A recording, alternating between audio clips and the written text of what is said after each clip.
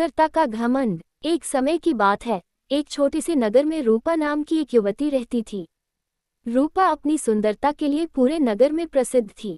उसकी बड़ी बड़ी आंखें, घने काले बाल, गोरा और चमकता हुआ चेहरा हर किसी का ध्यान खींचता था। लोग उसकी सुंदरता की तारीफ करते नहीं थकते थे और इसी वजह से रूपा को अपने रूप पर बहुत घमंड हो गया था।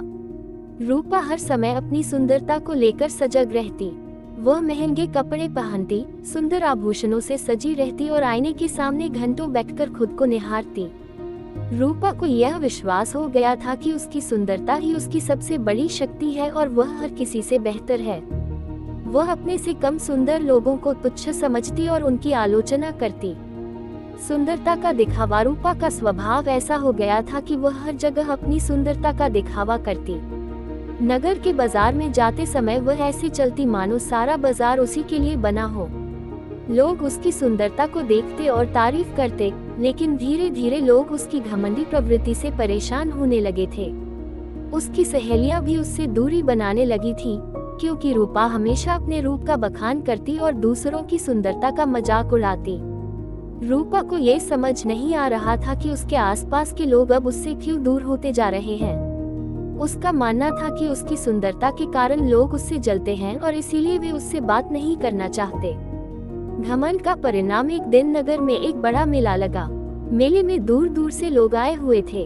तरह तरह के खेल, दुकानें और मनोरंजन के साधन वहां थे। रूपा भी मेले में आई थी और हमेशा की तरह वह सबसे सुंदर दिखने के लिए खूब सज धज कर आई थी। मेले में हर कोई उसकी तरफ देख रहा था और रूपा को ये देखकर बहुत गर्व महसूस हो रहा था। मेले में एक बूढ़ी औरत भी थी, जो बहुत गरीब और साधारण कपड़ों में थी।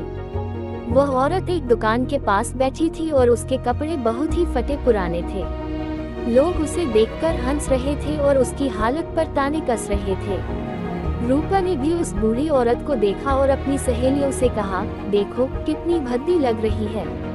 अगर मेरे जैसी सुंदरता होती तो शायद ये भी कुछ अच्छा पहनती। ये सुनकर उसकी सहेलियां भी हंसने लगी, लेकिन बूढ़ी औरत ने ये सब सुन लिया। उसने चुपचाप रूपा की ओर देखा और कहा, बेटी, सुंदरता का घमंड मत करो। ये क्षणिक है और समय के साथ समाप्त हो जाती है। असली सुंदरता तो इंसान के दिल और कर्मों में होती है। रूपा ने हंसते हुए कहा, तुम जैसी बूढ़ी और बदसूरत औरत मुझे ये सब क्यों समझा रही हो? मेरी सुंदरता को तो हर कोई मानता है, तुम्हारी बातों से मुझे कोई फर्क नहीं पड़ता। जादू का प्रभाव। बूढ़ी औरत ने चुपचाप रूपा को देखा और कहा, तुम्हें अभी अपनी सुंदरता का बहुत घमंड है, लेकिन मैं तुम्हें एक दिन के लिए एक सबक सिखाऊंगी। इतना कहकर वह बूढ़ी औरत वहां से चली गई। रूपा ने उसकी बातों को मजाक समझा और मेले में घूमने लगी। लेकिन जैसे ही वह एक दुकान पर पहुंची, वहां लगे आईने में उसने खुद को देखा और चौंक गई। उसके चेहरे पर झुर्रियां आ चुकी थी, बाल सफेद हो गए थे और उसकी सुंदरता पूरी तरह से गायब हो चुकी थी। रूपा को अपनी आंखों पर विश्वास नहीं हुआ।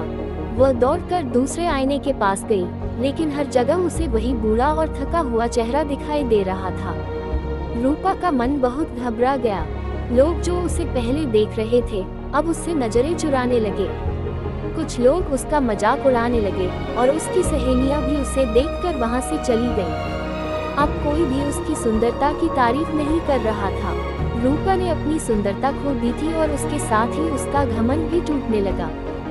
सच्चाई का एहसास। रूपा ने उस बूढ़ी औरत को ढूंढना शुरू किया, लेकिन वह उसे कहीं नहीं मिली।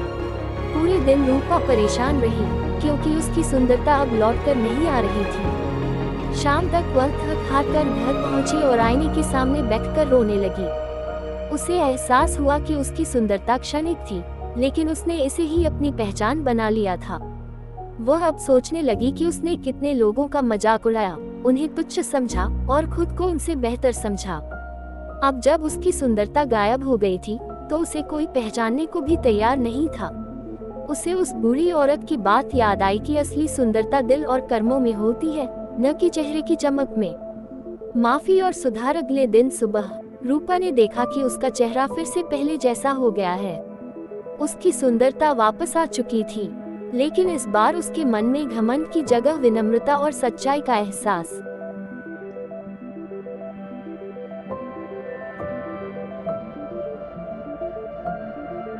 घमंड की जगह विनम्रता और सच्चाई का एहसास था। वह सीधे उस बूढ़ी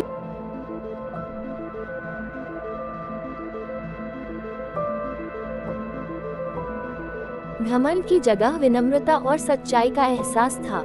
वह सीधे उस बूढ़ी औरत को ढूंढने निकली जिसे उसने मेले में देखा था। कई दिन तक रूपा ने उसे ढूंढा, लेकिन वह औरत कहीं नहीं मिली।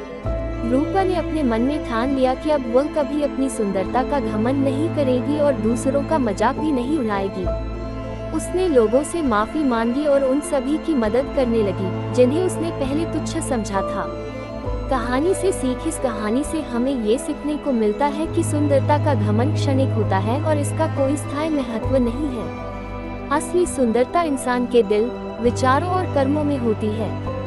जो व्यक्ति केवल बाहरी सुंदरता पर गर्व करता है, उसे एक दिन अपने घमंड का परिणाम भुगतना पड़ता है।